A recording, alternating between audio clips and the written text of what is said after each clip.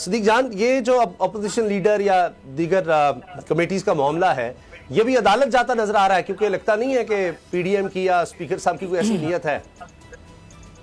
देखिए, कमेटियों का सरप्राइज तरीके से आप लेना भी नहीं चाहती। उन्होंने जो कहा है वो मेन उनका है अपोजिशन लीडर। जाहिर है फवाद साहब ने कह दिया कि पब्लिक हाउस कमेटी का जो चेयरमैन है वो भी इनका होना चाहिए, लेकिन मेन टारगेट उनका है अपोजिशन लीडर। अपोजिशन लीडर इसलिए उनका टारगेट है कि जो इस वक्त अपोजिशन लीडर है राजा रियाज, कल वो आदिल शाजिर साहब के प्रोग्राम में कह रहे थे कि महंगाई बहुत ज्यादा है, बिल्कुल है, लेकिन ये इस हुकूमत का पैदा करदा मसला नहीं है। और वो कल टीवी पे बैठ के कह रहे थे कि जनाब ये हुकूमत बहुत कोशिश कर रही है, मेरी नेक ख्वाहिशात इस हुकूमत के साथ है, बड़े अच्छा कोशिश और मेहनत कर रहे हैं। और तीसरी जो उन्होंने बात कही वो ऑन रिकॉर्ड कह चुके हैं वो, और वो ये बात कह चुके हैं कि जनाब मैं तो नून लीग का टिकट लेना चाहता हूँ। तो उसको आप कैसे अपोजिशन लीडर मान सकते हैं जो खुद कह रहे हैं टिकट लेना चाहते मरियम नवाज ने, और वो उनकी हुकूमत पे क्या तनकीद करेंगे? वो उनके खिलाफ कैसे जा सकते हैं जो अपोजिशन लीडर खुद कह रहा हो कि जनाब मैंने नून लीग का टिकट लेने। तो इस सारी सूरत हाल में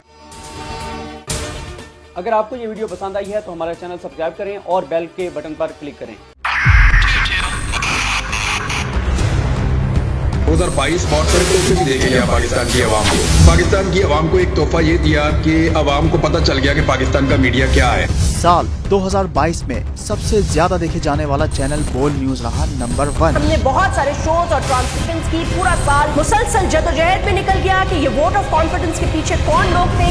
तोड़े रेटिंग के सभी रिकॉर्ड। सोशल मीडिया पर भी सबसे ज्यादा तेजी से 2.4 बिलियन व्यूज का संगे मील अबूर किया।